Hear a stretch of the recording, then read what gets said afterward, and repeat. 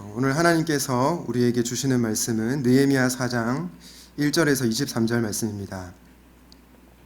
저와 여러분이 한 절씩 교독하도록 하겠습니다. 산발랏이 우리가 성을 건축한다 함을 듣고 크게 분노하여 유다 사람들을 비웃으며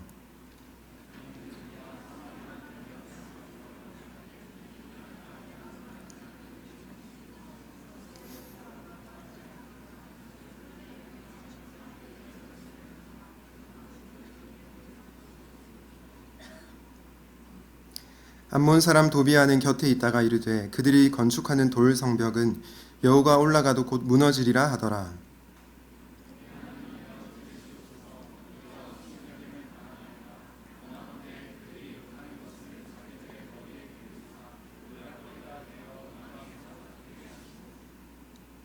주 앞에서 그들의 악을 덮어두지 마시며 그들의 죄를 도말하지 마옵소서. 그들이 건축하는 자 앞에서 주를 노하시게 하였음이니이다 하고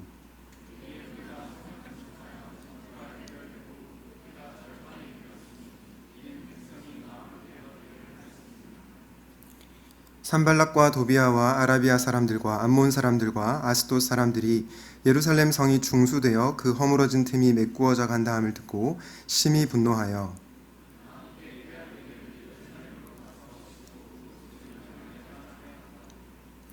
우리가 우리 하나님께 기도하며 그들로 말미암아 파수꾼을 두어 주야로 방비하는데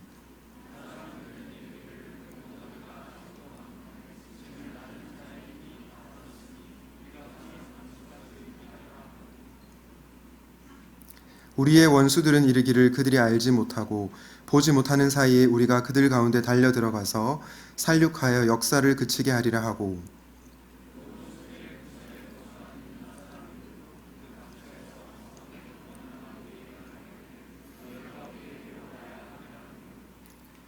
내가 성벽 뒤에 낮고 넓은 곳에 백성이 그들의 종족을 따라 칼과 창과 활을 가지고 서 있게 하고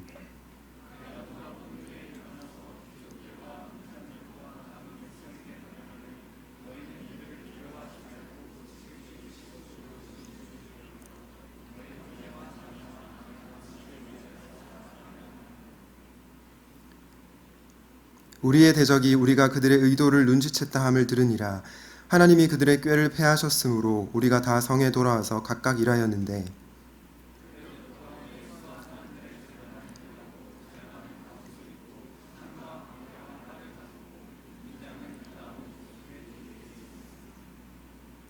성을 건축하는 자와 짐을 나르는 자는 다 각각 한 손으로 일을 하며 한 손에는 병기를 잡았는데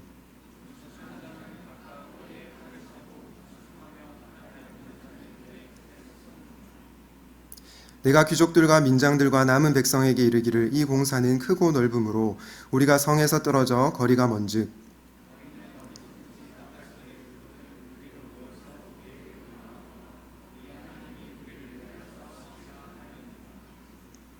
우리가 이같이 공사하는데 무리의 절반은 동틀 때부터 별이 나기까지 창을 잡았으며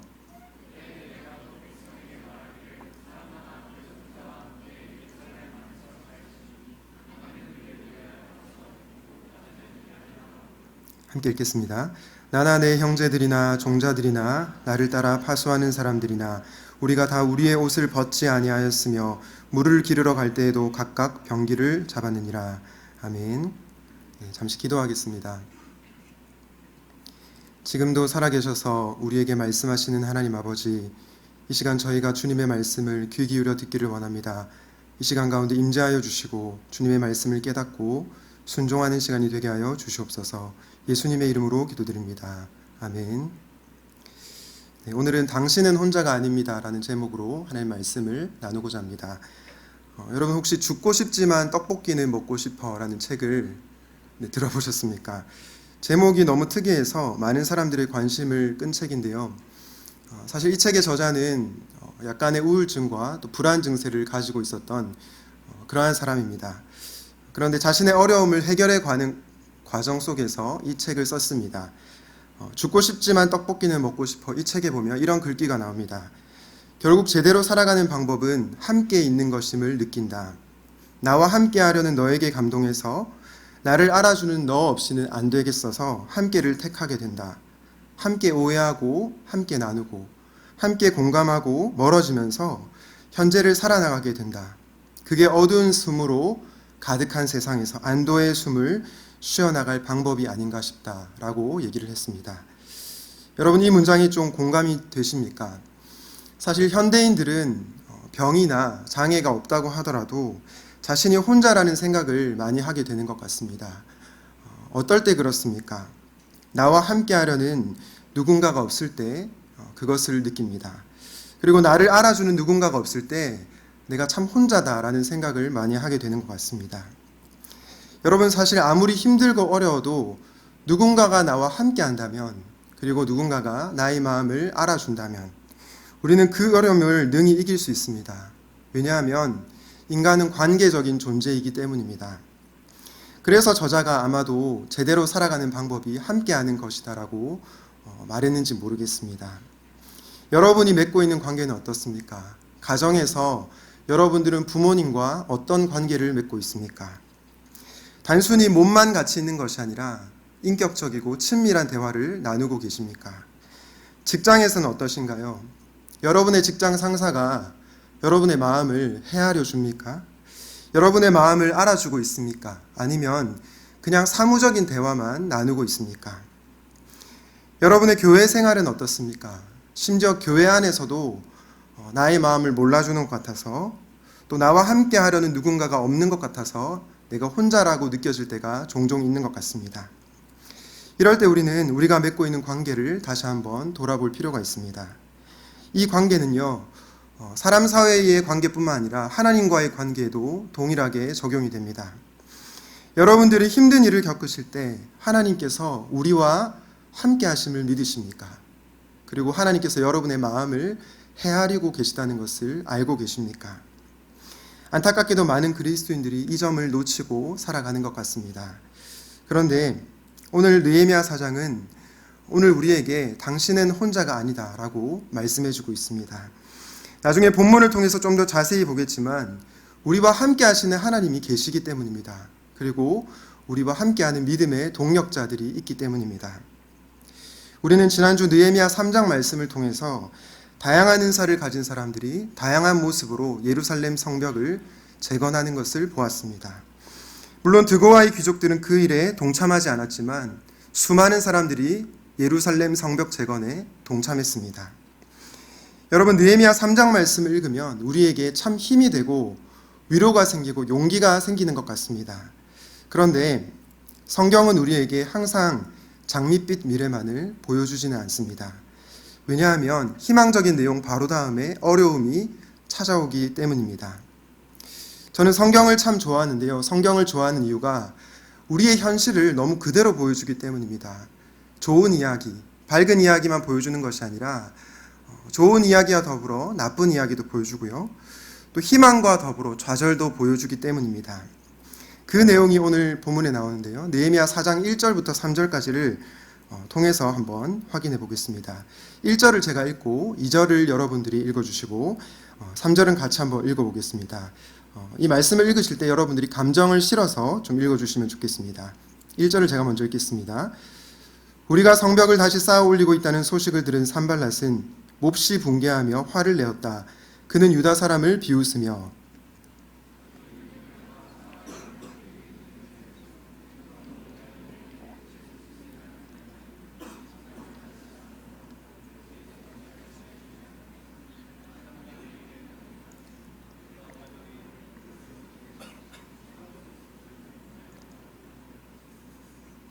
네, 3절 같이 읽겠습니다. 그의 곁에 서 있는 암몬 사람 도비야도 한마디 거들었다. 다시 싸우면 뭘 합니까? 돌로 성벽을 쌓는다지만 여우 한 마리만 기어 올라가도 무너지고 말 겁니다. 네, 여러분 연기를 잘 하시네요. 네, 산발락과 도비야가 뭐라고 얘기하고 있습니까? 힘도 없는 유다인들 주제에 다시 성벽을 쌓는다고 조롱합니다. 다시 쌓아봤자 여우 한 마리만 기어 올라가도 무너질 거라고 체념하는 말을 하고 있습니다. 우리는 이 사건을 어떻게 해석해야 됩니까? 우리는 느헤미야 2장 18절 말씀을 통해 하나님의 선한 손이 느헤미야를 돕는다는 것을 확인했습니다. 그리고 느헤미야의 말을 들은 사람들이 일어나 건축하자라고 외치며 함께 예루살렘 성벽의 재건에 동참하는 것을 보았습니다. 하나님의 선한 손이 우리를 돕는다면 뭔가 좋은 일들만 일어나야 되는 것 아닙니까? 방해가 없어야 되는 것 아닙니까? 그런데 우리가 마주하는 현실은 그렇지 않다는 것을 보여주고 있습니다. 이런 상황 가운데 우리는 답답함을 느낄 수 있습니다. 또 두려움이 느껴질 때가 있습니다. 이런 감정은 우리의 영혼을 무너뜨립니다. 그런데 저는 이런 감정들보다 우리를 더 무너뜨리는 감정이 있다고 생각하는데 그것이 바로 낙심이라고 생각합니다. 왜냐하면 낙심은 우리로 하여금 내가 혼자라고 느끼게 만들기 때문입니다. 그래서 아무것도 하고 싶지 않게끔 그렇게 만듭니다. 답답해도 꾹 참고 하나님의 일을 감당할 수 있습니다. 화가 나도 주변 사람들에게 화풀이하면서 주님의 일을 할 수 있습니다. 그런데 낙심이 찾아오면 아무것도 하기 싫어집니다. 왜냐하면 내가 혼자라고 느껴지기 때문입니다. 그래서 사탄은 하나님의 일을 하려고 하는 그리스도인들에게 이 낙심이라는 무기를 사용해서 넘어뜨리려고 합니다. 여러분은 어떻습니까? 혹시 우리 중에 내가 혼자라고 느껴지는 그런 분들이 계십니까? 그럴 때 우리는 첫 번째로 하나님이 우리를 위해서 싸우신다는 것을 기억해야 됩니다. 우리의 상황과 환경에 함몰되는 것이 아니라 하나님이 우리를 위해서 싸우고 계시다는 것을 기억해야 됩니다. 오늘 느헤미야 4장 20절 말씀을 함께 읽어보도록 하겠습니다. 시작. 너희는 어디서든지 나팔 소리를 듣거든 그리로 모여서 우리에게 나오라. 우리 하나님이 우리를 위하여 싸우시리라 하였느니라. 여러분, 느헤미야 4장 10절에 보면 산발락과 도비아의 조롱에 낙심한 유다 사람들의 모습이 나옵니다. 10절 말씀을 세번역 성경으로 보면 이렇게 되어 있습니다. 유다 사람들 사이에서 이런 노래가 퍼지고 있었다. 흙더미는 아직도 산더미 같은데 짊어지고 나르다 힘이 다 빠졌으니 우리 힘으로는 이 성벽을 다 쌓지 못하리. 여러분, 어떤 정서가 느껴지십니까? 저는 체념과 낙심의 정서가 느껴졌습니다. 대적들의 말에 그래, 우리도 이 성벽 쌓는 것을 못할 거야 라고 체념하고 있는 것입니다. 계속되는 비웃음과 조롱에 낙심케 된 겁니다. 이런 상황 속에서 낙심하고 체념하는 그러한 백성들에게 느헤미야가 말합니다. 우리 하나님이 우리를 위하여 싸우실 것이다. 여러분, 느헤미야가 고백하는 하나님은 어떤 분이십니까? 나의 하나님이 아니라 우리의 하나님이십니다. 공동체의 하나님이 우리를 위해서 싸우시니 낙심하지 말고 주의 일을 감당하자고 권면하고 있는 것입니다. 그런데 여러분, 이 우리 하나님은 어떠한 분이십니까? 우리가 느헤미야 1장 말씀을 통해서 확인했습니다. 느헤미야 1장 4절 5절에 느헤미야가 고백한 하나님은 하늘의 하나님이셨습니다. 그리고 느헤미야가 고백한 하나님은 크고 두려우신 하나님이었습니다. 이런 하나님이 바로 우리의 하나님이 되어주신다는 겁니다. 우리의 하나님이 되실 뿐만 아니라 우리를 위해서 싸워주시겠다는 것입니다. 이 사실이 얼마나 우리에게 위로가 되는지 모르겠습니다. 천지를 지으신 하늘의 하나님, 크고 두려우신 하나님께서 우리를 위해서 싸우고 계시다는 것을 우리가 느낄 때 내가 혼자라고 아니라고 생각하게 됩니다. 그리고 이 하나님을 믿을 때 두려움과 낙심을 극복할 수 있습니다. 저에게 초등학교 4학년 아들이 하나 있습니다. 그런데 저희 아들이 부산에 살 때 굉장히 험한 일을 당한 적이 있습니다. 초등학교 2학년 때였는데요. 어느 날 아이가 학교에서 돌아와서 펑펑 우는 것이었습니다. 그래서 제가 저희 아들에게 아들아, 너 왜 그러냐? 학교에서 무슨 일 있었어? 라고 물어봤습니다. 울음을 멈추지도 못하고 겨우겨우 얘기하는데 얘기를 들어보니까 한 아이가 지나가다가 저희 아들 얼굴에 침을 뱉었다는 것이었습니다. 특별한 잘못도 하지 않고 또 아무런 그 친구하고 연관성이 없는데 침을 뱉고 지나갔다는 것이었습니다. 그 얘기를 듣는데 아빠로서 얼마나 속이 상했는지 모르겠습니다. 그 일이 지나고 제가 며칠 뒤에 아들을 데리러 학교에 간 적이 있었습니다. 그런데 저희 아들이 한 아이를 가리키면서 저 애가 자기 얼굴에 침을 뱉었다는 것이었습니다. 그래서 제가 아이를 불렀습니다. 목사로서 화를 내면 안 되니까 그 아이를 불러다가 부산 사투리로 이렇게 얘기했습니다. 네 침 뱉었나? 하지 마라. 네. 그러자 그 아이가 다시는 그렇지 않겠다고 말하며 돌아갔습니다. 생각해 보니까 제가 되게 크고 또 되게 무거운 목소리로 얘기를 했는데 그 아이가 얼마나 두려웠을지 생각해 보니까 너무 미안합니다. 그런데 그때 제가 저희 아들 표정을 봤는데 너무 뿌듯해하는 것이었습니다. 그리고 존경의 눈빛으로 저를 바라보았습니다. 사랑하는 여러분, 우리가 믿는 하나님 어떤 분이십니까? 그분은 우리의 아버지이십니다. 물론 인간과는 질적으로 차원이 다른 분이시지만 그분은 그 누구보다도 그분의 자녀를 위하시고 싸우시는 하나님이십니다. 여러분, 주기도문이 처음에 어떻게 시작합니까? 하늘에 계신 우리 아버지여, 하늘에 계신 우리 아버지여라고 기도합니다. 하늘에 계신 하나님, 크고 두려우신 하나님이 우리의 아버지가 되어주신다는 겁니다. 그분이 우리 편이 되셔서 대신 싸워주신다는 겁니다. 이것을 믿을 때 주변의 방해와 비웃음과 조롱에도 불구하고 우리는 능히 공동체를 세워나갈 수가 있는 것입니다. 주 안에서 사랑하는 형제 자매 여러분, 우리는 누구입니까? 우리의 정체성은 무엇입니까? 바로 하나님의 자녀입니다. 육신의 아버지도 사랑하는 자녀를 위해서 싸워주시는데 하물며 하늘 아버지께서, 크고 두려우신 하나님께서 우리를 위해서 대신 싸워주지 않으시겠습니까? 사랑하는 여러분, 여러분은 결코 혼자가 아닙니다. 왜냐하면 우리에게 하늘 아버지가 계시기 때문입니다. 예수 그리스도를 믿는 모든 자들은 하나님을 아바 아버지라고 부를 수 있습니다. 이것이 얼마나 큰 위로가 되는지 모르겠습니다. 혹시 이 중에 육신의 아버지로 인해서 하나님 아버지에 대한 이미지가 왜곡되어 있는 분들이 있을지도 모르겠습니다. 어려서부터 아버지로부터 학대를 당하거나 또 무시를 당하고 자랐습니다. 그래서 상처가 있습니다. 이 상처로 인해서 육신의 아버지를 하나님 아버지와 대비시키면서 오해하기도 합니다. 또 어떤 분들은 아버지가 아주 어렸을 적 기억하기도 힘든 시절에 돌아가셔서 아버지에 대한 기억이 없을지도 모르겠습니다. 그러나 괜찮습니다. 우리가 믿는 하나님은 육신의 아버지와 질적으로 다르신 분이기 때문입니다.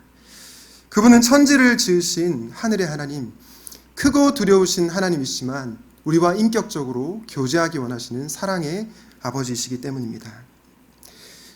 그러므로 혼자가 느낄 때 주기도문을 통해 하늘에 계신 우리 아버지라고 부르십시오.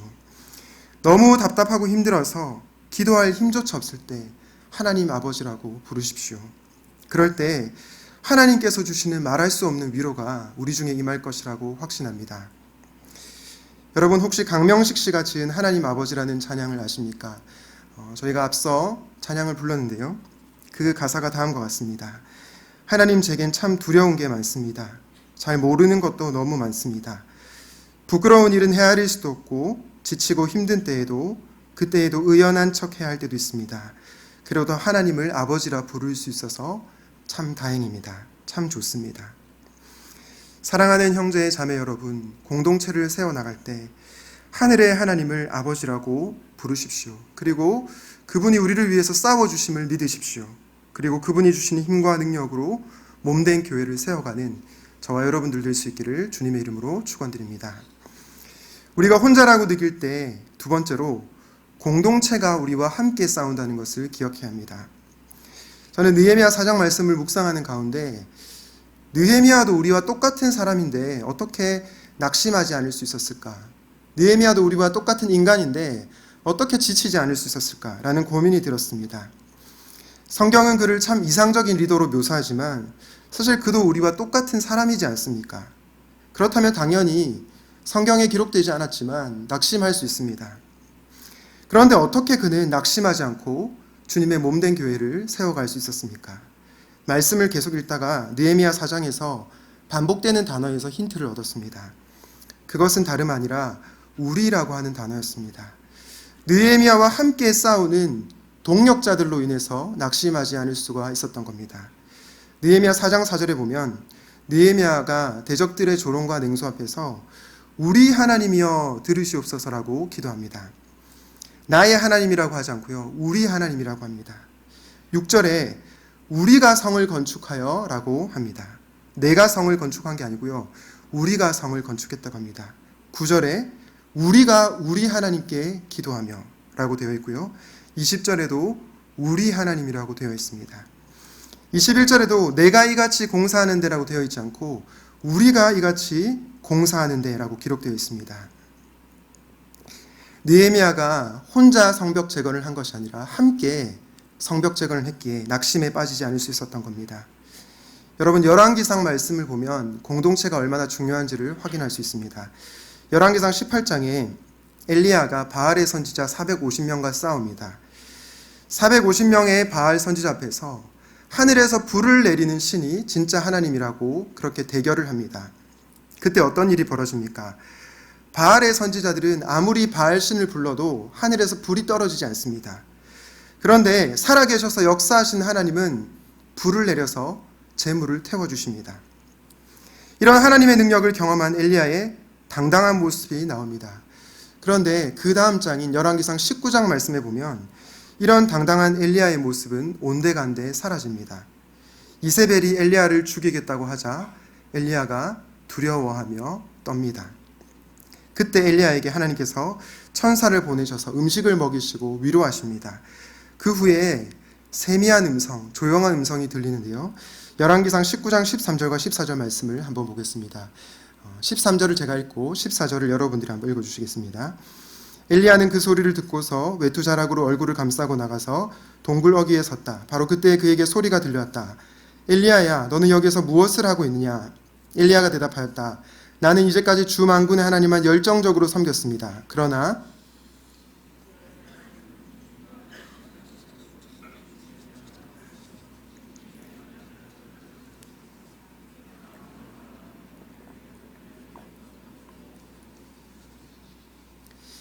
여러분, 열왕기상 19장 14절 말씀을 다시 한번 보도록 하겠습니다. 14절 말씀해 보니까 제가 표시를 해놨는데 엘리야가 이제 나만 홀로 남았는데 라고 얘기하고 있습니다. 14절을 읽다가 이 문장이 눈에 확 들어왔습니다. 주님을 위해 자신의 삶을 드렸는데 마치 자신이 혼자라고 느껴지는 겁니다. 그래서 엘리야에게 두려움과 낙심이 찾아온 겁니다. 이런 엘리야에게 하나님은 이후에 이렇게 말씀하십니다. 내가 이스라엘 가운데 바알에게 무릎 꿇지 않은 7,000명을 남겨둘 것이다. 무슨 말씀입니까? 하나님께서 엘리야에게 엘리야야, 너는 혼자가 아니다라고 말씀하시는 겁니다. 비록 엘리야는 자신이 혼자라고 느꼈지만 그와 함께하는 동력자들이 있다고 하나님께서 말씀해 주시는 겁니다. 다시 느헤미야 본문으로 돌아가 보겠습니다. 느헤미야가 4장 20절에서 우리 하나님이 우리를 위하여 싸우시리라 하고 있을 때 어떤 일이 벌어지고 있습니까? 느헤미야 4장 21절에서 23절을 보겠습니다. 우리가 이같이 공사하는데 무리의 절반은 동틀 때부터 별이 나기까지 창을 잡았으며 그때 내가 또 백성에게 말하기를 사람마다 그 종자와 함께 예루살렘 안에서 잘지니 밤에는 우리를 위하여 파수하겠고 낮에는 일하리라 하고 나나 내 형제들이나 종자들이나 나를 따라 파수하는 사람들이나 우리가 다 우리의 옷을 벗지 아니하였으며 물을 기르러 갈 때에도 각각 병기를 잡았느니라. 여러분, 느헤미야가 우리의 하나님이 우리를 위하여 싸우실 것이다 라고 말하자 어떻게 반응하고 있습니까? 어떤 이들은 창을 들고 일을 했고요. 누군가는 밤에 경계를 서고 낮에는 일을 했습니다. 또 어떤 이들은 옷을 벗지 아니할 정도로 자신이 맡은 일에 최선을 다하며 공동체를 세워나갑니다. 또 어떤 자들은 물을 기르러 갈 때조차 각각 병기를 잡고 있는 것을 보게 됩니다. 이것을 통해서 우리는 느헤미야 혼자가 아니라 공동체의 구성원이 모두 함께 이 예루살렘 성벽 재건에 동참했다는 것을 알 수 있습니다. 청년 사역을 하면서 느끼는 것은 청년들의 삶이 참 고달프다는 것입니다. 특별히 목자들의 삶은 더 고달픕니다. 밤늦게까지 야근하고 토요일도 목자 모임을 옵니다. 게다가 주일 늦게까지 목원들을 섬깁니다.